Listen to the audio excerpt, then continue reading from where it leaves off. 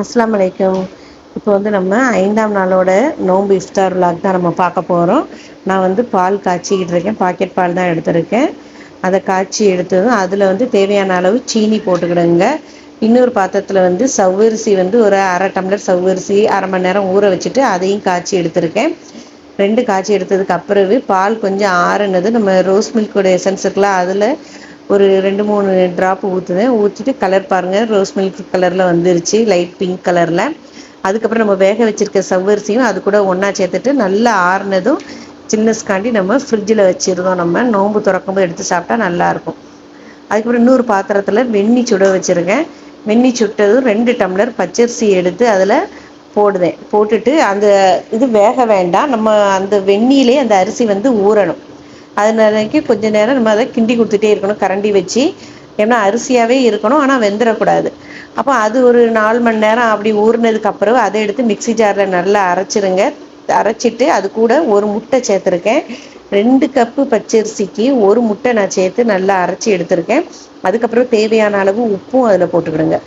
போட்டு அரைச்சிட்டு அதை நான் ஒரு பாத்திரத்தில் மாற்றுவேன். மாற்றிட்டு ஒரு அரை முறி தேங்காய் திருவி அதையும் கட்டியாக தேங்காய் பால் எடுத்துக்கிடுவேன். எடுத்துக்கிட்டு இந்த தேங்காய் பாலும் இந்த நான் அரைச்சி வச்சுருந்த இந்த பச்சரிசி மாவையும் ரெண்டையும் ஒன்றா மிக்ஸ் பண்ணிக்கிட்டு ஒரு அரிப்பில் திருப்பி அரிச்சு எடுத்துக்கிடுதோம். நம்ம ஆப்ப மாவை விட இந்த மாவு வந்து நல்ல தண்ணியாக இருக்கணும். இருந்தால் தான் இந்த இது வந்து பாலாடை செய்கிறதுக்கு நல்லா வரும்.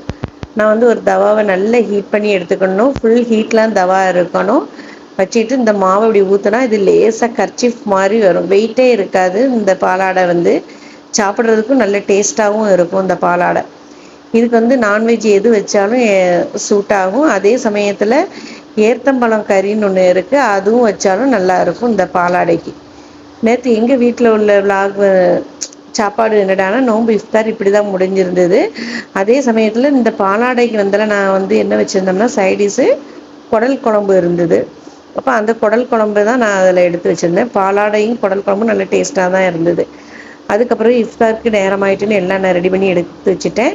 டேட்ஸு, நட்ஸு, 2 பச்சை பழம், அதுக்கப்புறம் நோம்பு கஞ்சி, இந்த பாலாடை, குடல் குழம்பு, ஜூஸ் வந்து இந்த ரோஸ் மில்க் ஜூஸு தான், அதையும் எடுத்துகிட்டு அது கூட நான் சப்ஜா சீட்ஸையும் போட்டிருக்கேன். ஃப்ரூட்ஸு, டேட்ஸு, நட்ஸு எல்லாம் கட் பண்ணி வச்சுருந்தேன். அப்போ அதையும் அது கூட ஒன்றா எடுத்து போட்டிருந்தேன். போட்டுட்டு இந்த கருப்பு உலர் திராட்சை பழம் இருக்குல்ல, அதில் உள்ள தண்ணியும் எடுத்து வச்சுருக்கேன் நோம்பு திறந்துட்டு குடிக்கிறதுக்காண்டி. அதுக்கப்புறம் வடை இருந்தது. நேற்று வந்துட்டு பருப்பு வடையும் உளுந்த வடையும் இருந்தது. உளுந்த வடை கொஞ்சம் பேலன்ஸ் மாவு இருந்தது. அப்போ அதையும் எடுத்து போட்டுட்டு பருப்பு வடை நேற்று போட்டிருந்தது தான், அப்போ அதையும் எடுத்து போட்டேன். அதையும் வச்சுருக்கேன். துவையலும் அரைச்சி வச்சுருக்கேன். பாலாடை எப்படி இருக்குன்ட்டு பாருங்கள். நீங்களும் இது ஒரு தடவை ட்ரை பண்ணி பாருங்கள். உங்கள் வீட்டு குழந்தைங்கள் வந்து எல்லாருக்குமே பிடிக்கும். வந்து ஏத்தம்பழம் கறியும் வச்சு சாப்பிட்டுக்கலாம். குடல் குழம்பு, சிக்கன் கிரேவி, மட்டன் கிரேவி எதனாலும் வச்சு சாப்பிட்டுக்கலாம். நீங்களும் ஒரு தடவை இதை ட்ரை பண்ணி பாருங்கள். வீடியோ பிடிச்சிருந்ததுன்னா சப்ஸ்கிரைப் பண்ணுங்கள். அலைக்கும் சலாம்.